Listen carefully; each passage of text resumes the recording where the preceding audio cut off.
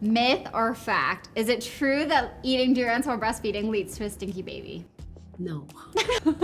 And there's no exactly such thing that when you eat durian, you have durian flavored milk.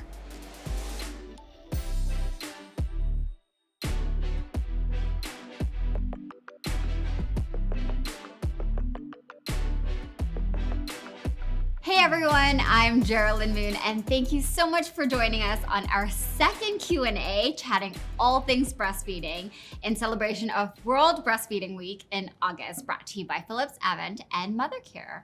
Joining me today is Dr. Wong Boy, also known as the Baby Whisperer. Dr. Wong, can you please tell us a little bit about yourself and your profession?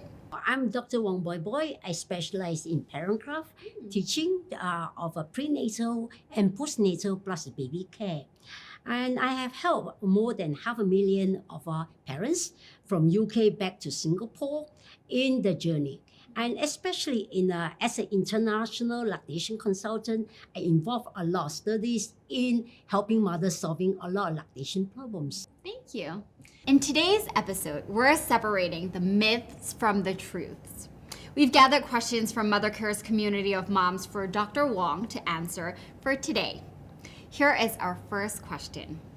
Mothercare moms want to know, is it true that not all women can produce enough breast milk to breastfeed? All mothers can breastfeed, and it's a gland's capacity itself. So mothers, some got bigger capacity, storage capacity. Example, if the pump is about 120 ml, it's got bigger capacity. Smaller capacity is 90 ml and less. So those got smaller capacity actually need to feed the baby a bit more often. That's interesting. Thank you. So moms hear that it's important to strengthen your nipples before your baby is born. Is that necessary? You no need to strengthen. The nipple itself, if it's correct latch, should have no problem. And then the most important, that incorrect latch or shallow latch will lead to what we call sore nipple.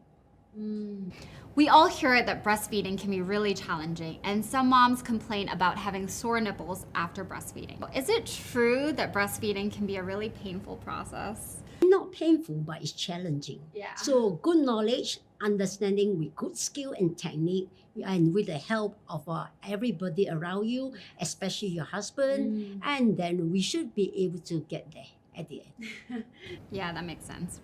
Another myth that we hear often is that breasts can change shape after breastfeeding. Is it true that the shape of your breast changes after breastfeeding? Well, during pregnancy, your breasts do increase in sizes. Yeah. So after you stop breastfeeding, it should go back to natural shape and size. But sometimes the technique of massage or the way you wear your bra and the support is not there, it can affect the shape of your breast. Okay. And some moms who are busy do need to express their milk for feeding at a later time. But some people believe that feeding your baby stored breast milk is not as fresh as latching your baby directly. Is that true? Breast milk is very nutritious. So either you pump or you actually direct latch is the same. But it's a personal preference and also convenience of the mother. Are you a working mom? So if you are, I think it's very good to actually prepare and schedule yourself to pump regularly during your work. Yeah. Okay, another one of our moms want to know, is it true that if I plan to bottle feed my baby from time to time, my baby will refuse to breastfeed? The first beginning, the first few days, let the baby familiarize with the breastfeeding. So ideally, by research, we actually don't advocate bottle feeding until a month later. I will always encourage mom to use the express breast milk for the family member, especially the hubby, to feed the baby, so that when she returns to work, it made the transition much more smoother. Otherwise, baby too hooked on the breast may refuse to take a bottle. So there's another problem. One last question for you, Dr. Wong. We all want to know, can moms consume alcohol while breastfeeding? Is it completely off limits? Consumption of alcohol is fine. It's the amount itself. So example, if you have a glass of wine, you pick around 45 minutes.